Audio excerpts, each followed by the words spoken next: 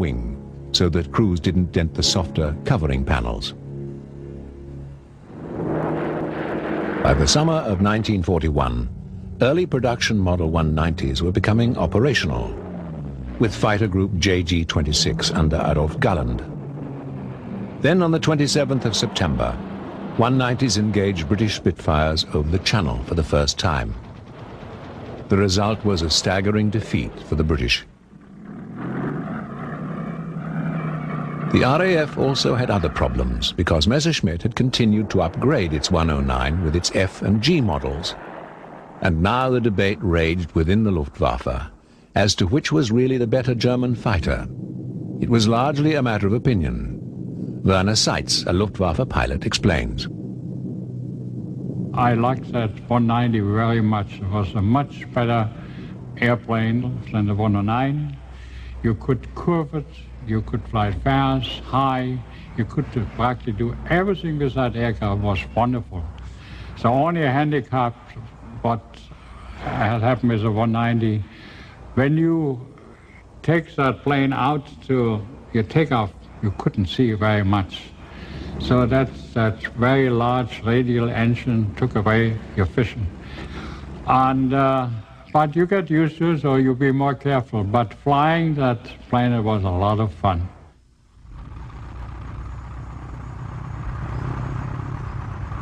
But not all Luftwaffe pilots embraced the Focke-Wulf design.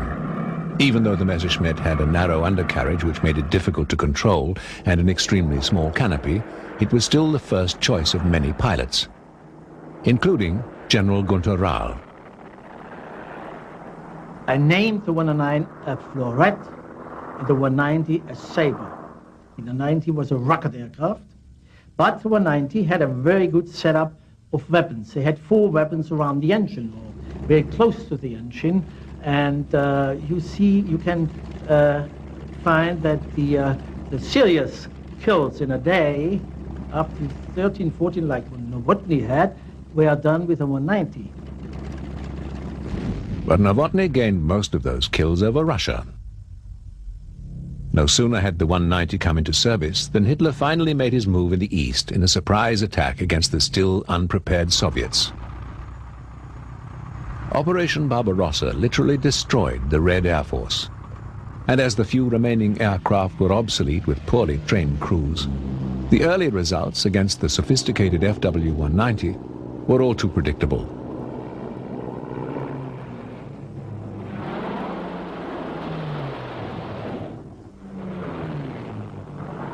The Russians didn't have any experience. The pilots were not trained in tactics. They flew very obsolete equipment, maybe from the Spanish War. The main bulk of their fighter fleet was the J-16 Rata, with a nickname, and the J-153, a biplane. And so the outcome was, they suffered tremendous losses.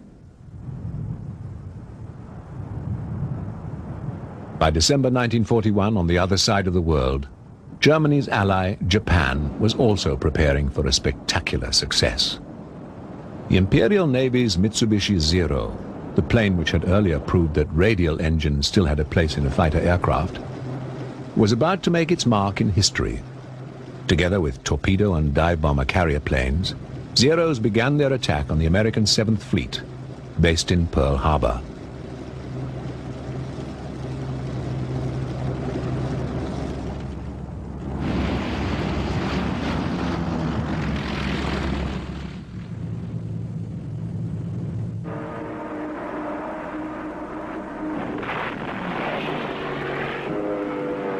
Unable to catch the American carriers in port, the Japanese attack, although impressive, was not conclusive.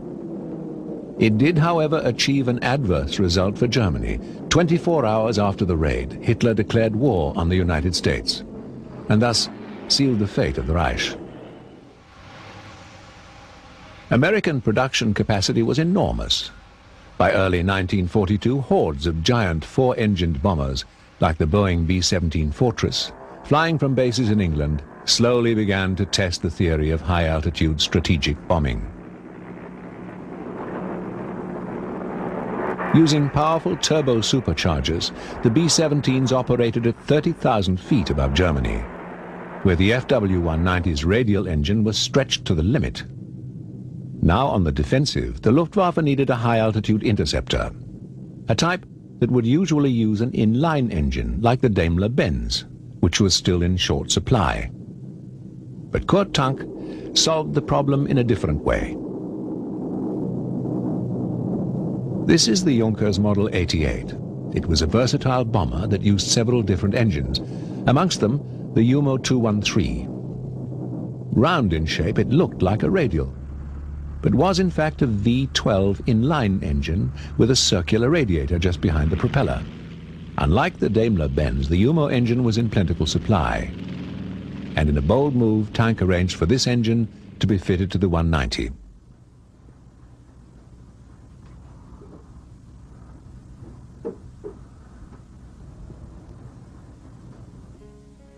With this combination of a bomber engine grafted into a fighter airframe, Focke-Wulf started to develop what may well have been the best fighter of World War II. Of course, the shape of the Umo engine considerably added to the overall length of the new aircraft, the D-series, as this model became known.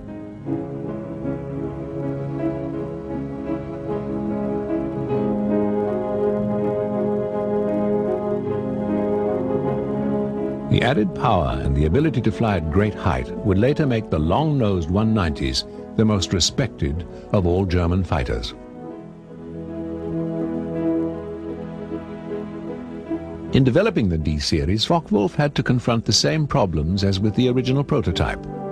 By putting more weight ahead of the wing, an adjustment had to be made to the rear to achieve balance. To Tank, the solution was simple. He merely inserted a crude distance piece to extend the aft section by some 10 inches.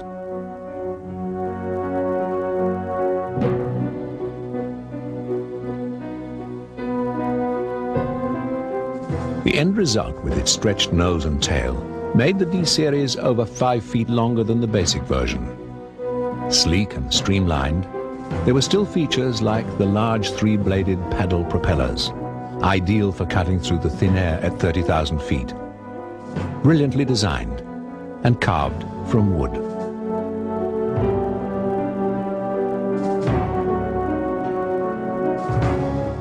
The D-series also enjoyed many of the proven features of the 1940 design. The wings, undercarriage and cockpit were all much the same as in the radial-powered short-nosed version, which still remained in production.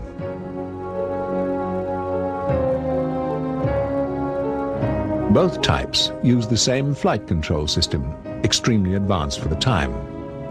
All 190s had some electrically controlled flight services, which did away with cables and hydraulic lines, using instead thin, low-voltage electric cable, less exposed to the enemy.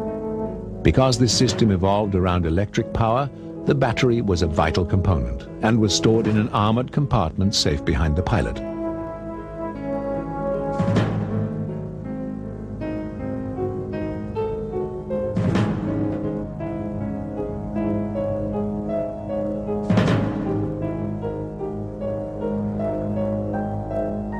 Even as the D-series was being developed, there were plans for a still more advanced version, stretched yet again, and this time with longer wings.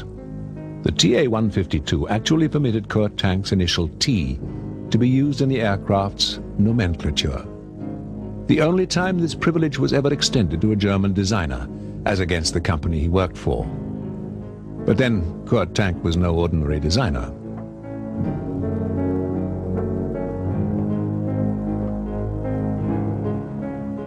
Whether in the D-series or the extended 152, the basic FW-190 concept was the core of the later model's successes.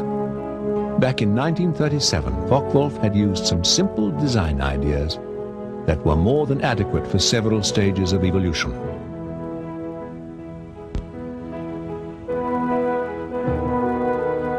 However, as good as the new generation of high-altitude planes were, they came too late.